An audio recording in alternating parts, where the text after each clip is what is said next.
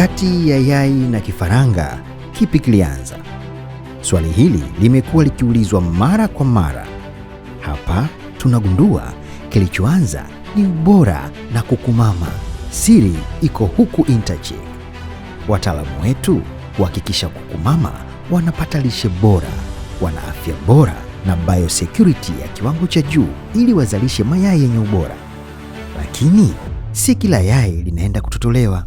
Mayai huchaguliwa kwa umakini na kuhifadhiwa katika mazingira sahihi na kupelekwa hatchery kwa kufuata viwango vinavyotakiwa.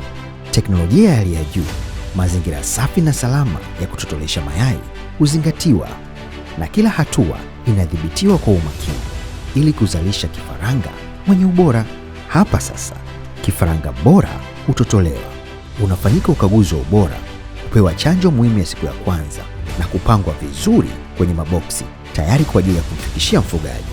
Kifaranga wa Interchick si kifaranga wa kawaida tu, bali ni bonge la kifaranga, kwa sababu wanakuwa kwa haraka, wana chanjo imara na afya bora. Hii inampa mfugaji uhakika wa ukuaji mzuri na faida chapchap.